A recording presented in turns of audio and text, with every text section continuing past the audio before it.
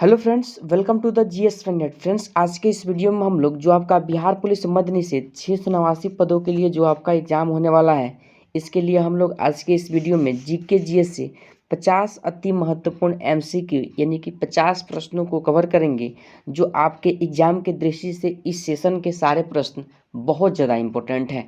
तो अगर आप सभी लोग अभी तक चैनल को सब्सक्राइब नहीं किए हैं तो चैनल को सब्सक्राइब करके बगल वाले बेल आइकन को दबा दीजिए।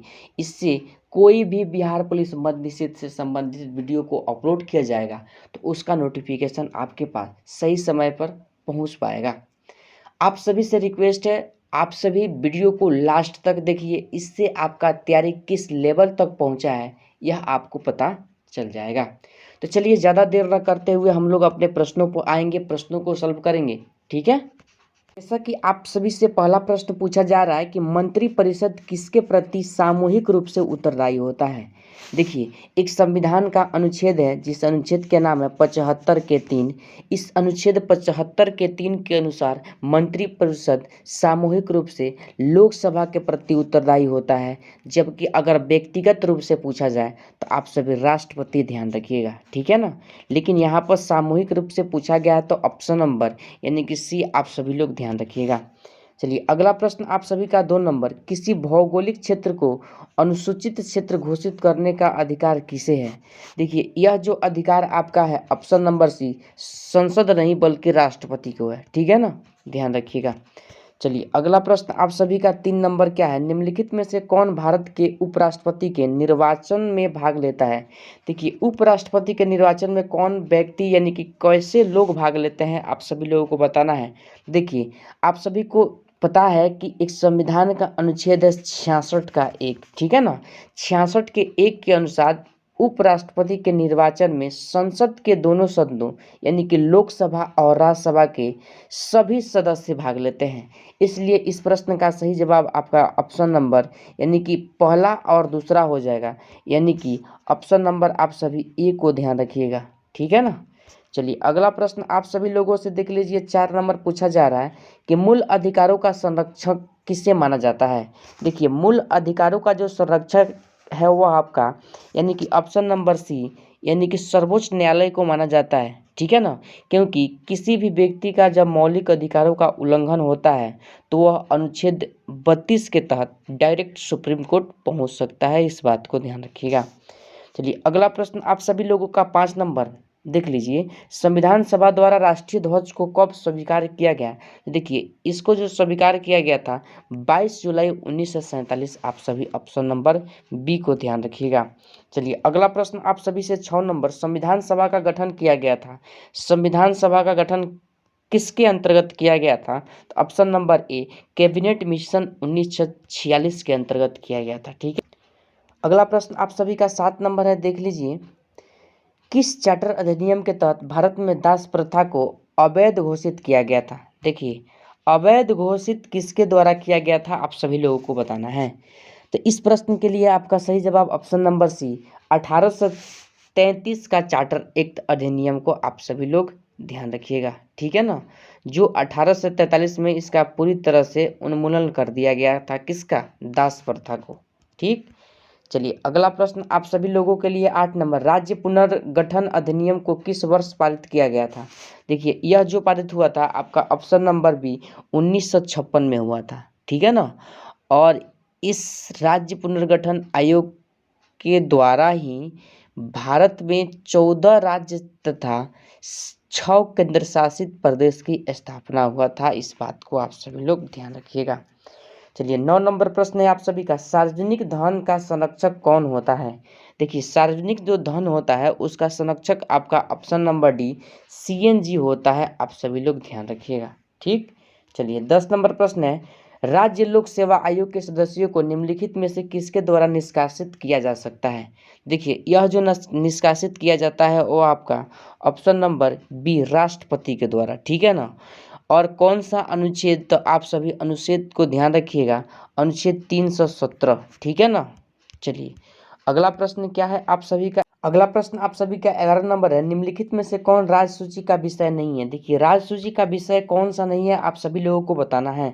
तो ऑप्शन नंबर सी समाचार पत्र, यह क्या है, समवर्ती सूची का विषय है। जबकि कृषि, वन और सिंचाई यह क्या है, राज्य सूची का विषय है, ध्यान रखिएगा। 12 नंबर प्रश्न है, 8वीं अनुसूची में मूल रूप में कितनी भाषाएं थी। देखिए 8वीं अनुसूची में जो भाषाओं की संख्या थी वो आपका 14, कितना था, 14। लेकिन वर्तमान में 8वीं अनुसूची में कुल कितनी भाषाएं हैं, तो आप सभी 22 को ध्यान रखिएगा, ठीक है ना। चलिए अगला प्रश्न आप सभी का 13 नंबर, आधुनिक कंप्यूटर की खोज सर्वप्रथम किस वर्ष हुई थी। देखिए आधुनिक जो कंप्यूटर खोजा गया था वह 1946, ऑप्शन नंबर ए को ध्यान रखिएगा आप सभी लोग, ठीक है ना। चलिए और पूछ लिया जाए कि कंप्यूटर का जो जन्मदाता है, यानी कंप्यूटर का पिता किसे कहा जाता है, तो चार्ल्स बेबेज को आप सभी लोग ध्यान रखिएगा, ठीक है ना। अब प्रति वर्ष 2 दिसंबर को कंप्यूटर साक्षरता दिवस के रूप में मनाया जाता है, ठीक, ध्यान ध्यान रखिएगा। अगला प्रश्न आपका 14 नंबर, यानी कि मर्डेका कप का संबंध किस खेल से है। देखिए मर्डेका जो कप है इसका संबंध जो है आपका ऑप्शन नंबर बी फुटबॉल से है, ठीक है ना। जैसे रोवर्स कप पूछ लिया जाए, संतोष ट्रॉफी पूछ लिया जाए, डुरंड कप पूछ लिया जाए, इस सभी का संबंध किससे है, तो फुटबॉल, आप सभी लोग ध्यान रखिएगा। 15 नंबर प्रश्न है, चरित्रहीन पुस्तक के लेखक निम्नलिखित में से कौन है। देखिए चरित्रहीन पुस्तक के लेखक आपका ऑप्शन नंबर सी, यानी कि शरत चंद्र चट्टोपाध्याय है, ऑप्शन नंबर सी को आप सभी लोग ध्यान रखिएगा। 16 नंबर प्रश्न है, निम्नलिखित में कौन जननायक के उपनाम से प्रसिद्ध है। देखिए जननायक के नाम से प्रसिद्ध जो है आपका option number C Karpoori Thakur, आप सभी लोग ध्यान रखिएगा। 17 नंबर प्रश्न है, बिरजू महाराज का संबंध किस शास्त्रीय नृत्य से है। तो देखिए बिरजू महाराज का जो संबंध है आपका ऑप्शन नंबर बी कथक से है, ठीक है ना। चलिए अगला प्रश्न आप सभी का क्या है, 18 नंबर, अंतर्राष्ट्रीय परमाणु ऊर्जा अभिकरण का मुख्यालय कहाँ स्थित है। देखिए इसका जो मुख्यालय है आपका वियना, आप सभी लोग ध्यान रखिएगा, ऑप्शन नंबर सी, ठीक है ना। चलिए और इस संस्था का अगर स्थापना का बात किया जाए तो आप सभी 29 जुलाई 1957 ध्यान रखिएगा, ठीक है ना। और यह वियना कहाँ पड़ता है, तो ऑस्ट्रिया में पड़ता है, आप सभी लोग ध्यान रखिएगा। चलिए अगला प्रश्न 19 नंबर, हिंदुस्तान एरोनॉटिक्स लिमिटेड की स्थापना किस वर्ष की गई थी। तो देखिए यह किया गया था 1940, ऑप्शन नंबर ए को आप सभी लोग ध्यान रखिएगा। 20 नंबर प्रश्न है, अंतर्राष्ट्रीय न्यायालयों में न्यायाधीशों की नियुक्ति कितने वर्षों के लिए होती है। देखिए अंतर्राष्ट्रीय जो न्यायालय होता है ना उसमें न्यायाधीशों की जो नियुक्ति होता है ऑप्शन नंबर सी 9 वर्षों के लिए होता है। कितने वर्षों के लिए, 9 वर्षों के लिए होता है, आप सभी लोग ध्यान रखिएगा। इस अंतर्राष्ट्रीय न्यायालय का जो मुख्यालय है द हेग यानी कि नीदरलैंड में है, आप सभी लोग ध्यान रखिएगा। अगला प्रश्न आप सभी का 21 नंबर, निम्नलिखित में से किस शासक को शिलादित्य कहा गया है। देखिए शिलादित्य जो कहा गया है आपका ऑप्शन नंबर डी हर्षवर्धन। आप सभी लोग ध्यान रखिएगा, हर्षवर्धन के शासन काल में ही जो आपका चीनी यात्री यानी कि चीनी यात्री हेनसांग भारत आया था, ठीक है ना। इसने पाटलिपुत्रा, वाराणसी, वैशाली आदि स्थानों का भ्रमण किया था, इस बात को ध्यान रखिएगा। चलिए 22 नंबर प्रश्न है आप सभी का, किस वंश के शासन काल में तीनों संगमों का आयोजन किया गया था।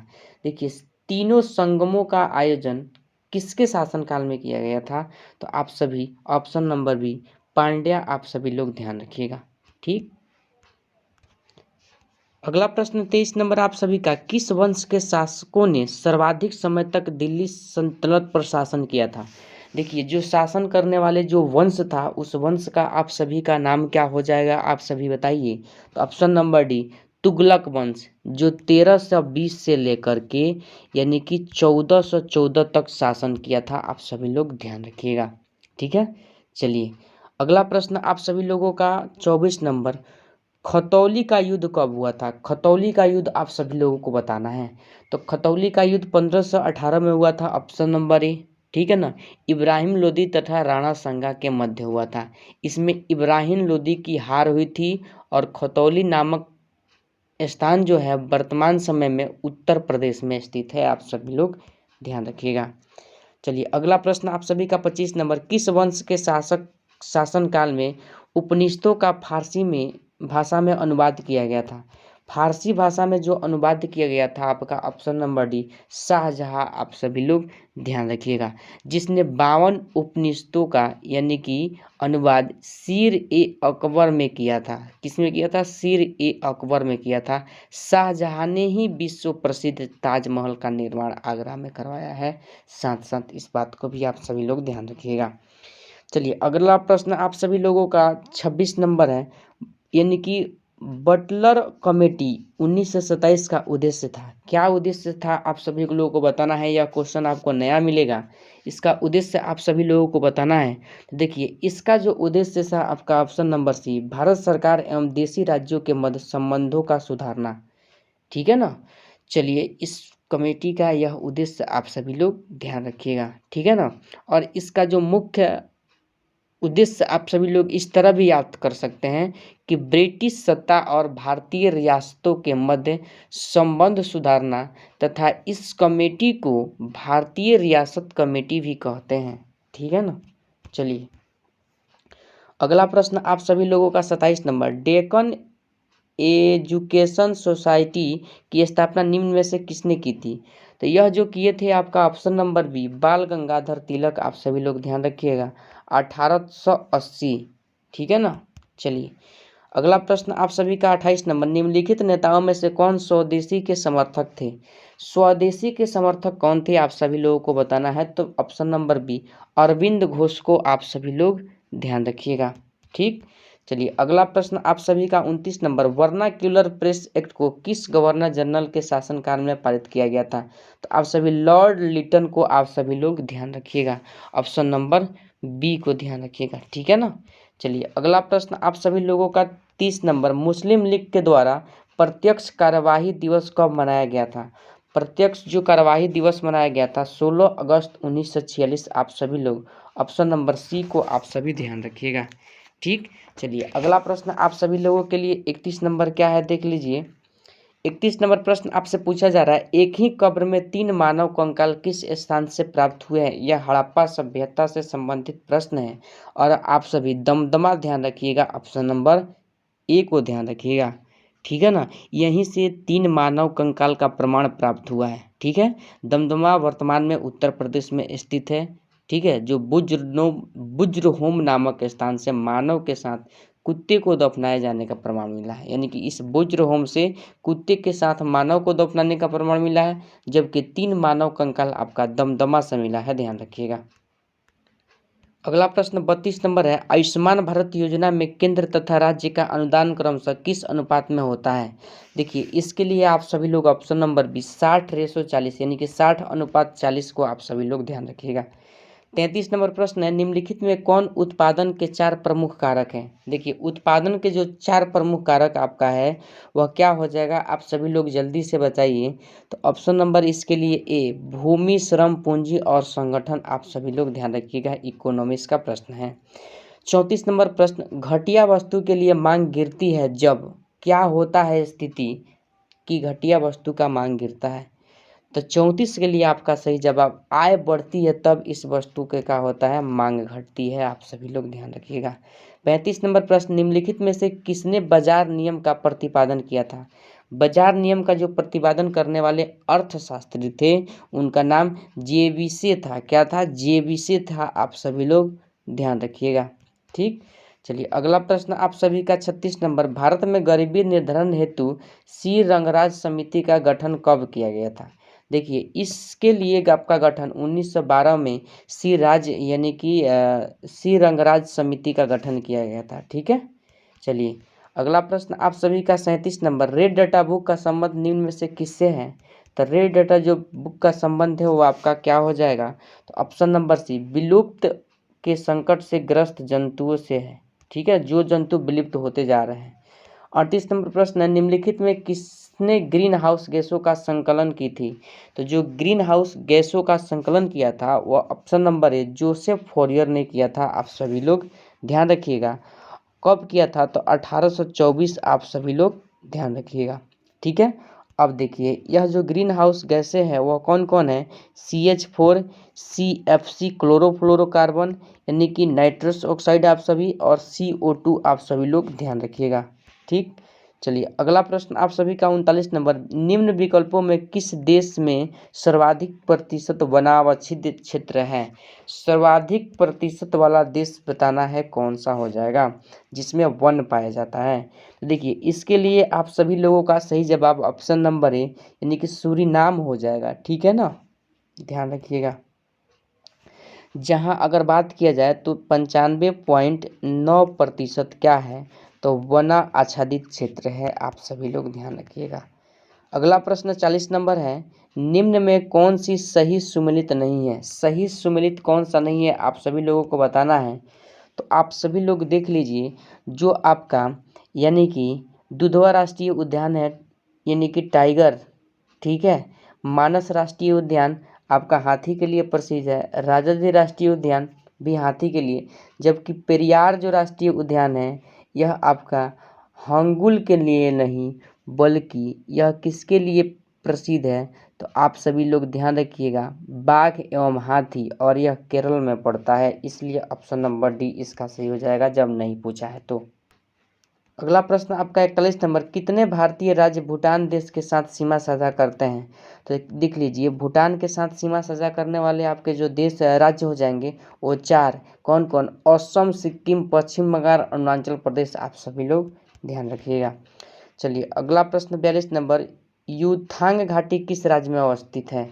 तो युमथांग जो घाटी है आपका ऑप्शन नंबर डी सिक्किम में अवस्थित है, ध्यान रखिएगा। अगला प्रश्न 43 नंबर, निम्नलिखित में से कौन सा जलडमरू यानी कि एस्टेट ऑस्ट्रेलिया और तस्मानिया को अलग करता है? तो देखिए 43 के लिए सही जवाब आपका ऑप्शन नंबर बी बॉस हो जाएगा, ध्यान रखिएगा। 44 नंबर प्रश्न है, गेहूं की खेती के लिए क्या आवश्यक है? जो गेहूं की खेती के लिए आपका आवश्यक है ऑप्शन नंबर बी संयत तापमान तथा संयत वर्षा, ठीक। चलिए यानी कि सामान्य तापमान और सामान्य वर्षा। 45 नंबर प्रश्न है, प्रायद्वीपीय भारत की कौन सी नदी अरब सागर में नहीं गिरती है? देखिए अरब सागर में नहीं गिरने वाली जो नदी है आपका कावेरी नदी, बाकी ये तीनों नदियाँ कहाँ गिरती है? अरब सागर में, ठीक है। चलिए अगला प्रश्न आप सभी का 46 नंबर, भारत एवं पाकिस्तान के बीच सिंधु जल समझौता कब हुआ था? तो सिंधु जो जल समझौता आपका हुआ था कब हुआ था आप सभी लोगों को बताना है। तो 1960 आप सभी लोग ध्यान रखिएगा, भारत और पाकिस्तान के बीच हुआ था, ठीक है ना। चलिए अगला प्रश्न क्या है आप सभी लोगों का 47 नंबर, सूर सरोवर पक्षी बिहार किस राज्य में स्थित है? तो सूर सरोवर जो पक्षी बिहार है वो आपका option number D Uttar Pradesh में स्थित है, आप सभी लोग ध्यान रखिएगा। अगला प्रश्न आप सभी का, दस्त ए लुट रेगिस्तान का संबंध किस देश से है? तो देखिए दस्त ए लुट रेगिस्तान का संबंध जो हो जाएगा आपका ऑप्शन नंबर बी ईरान से संबंधित है, आप सभी लोग ध्यान रखिएगा। चलिए अगला प्रश्न आपका 49 नंबर, निम्नलिखित में कौन सी ठंडी जलधारा का उदाहरण नहीं है? तो देखिए आप सभी को 4 ऑप्शन दिया गया है, आप सभी लोगों को बताना है कौन सा गर्म जलधारा है, यानी इस प्रश्न का सही जवाब वही होगा। तो ऑप्शन नंबर डी क्यूरोसियो जो है एक प्रकार का ठंडी जलधारा नहीं है, बाकी लेब्राडोर यानी कि फॉकलैंड और कनारी यह क्या है, यानी कि ठंडी जलधारा है, आप सभी ध्यान रखिएगा।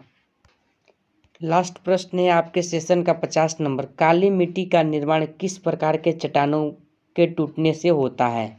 देखिए काली मिट्टी का जो आपका यानी कि निर्माण होता है वह किस चट्टान के टूटने से होता है, आप सभी लोगों को बताना है। तो इस प्रश्न के लिए आपका सही जवाब ऑप्शन नंबर सी विशाल चट्टान, आप सभी लोग ध्यान रखिएगा। तो जैसा कि आज के इस सेशन में हम लोग जीके और जीएस से 50 प्रश्नों को कवर किया है, जो आपके बिहार पुलिस मद्य निषेध एग्जाम के दृष्टि से यह सेशन काफ़ी ज़्यादा इम्पोर्टेंट है।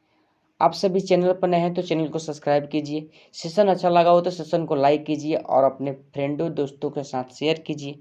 किसी भी प्रश्न को लेकर के आपको किसी भी तरह का कोई डाउट है तो हमें कमेंट में नंबरिंग के साथ ज़रूर बताइए। तो आज के सेशन को हम लोग यहीं पर समाप्त करते हैं, फिर मिलते हैं अगले सेशन के साथ। तब तक के लिए जय हिंद, जय भारत।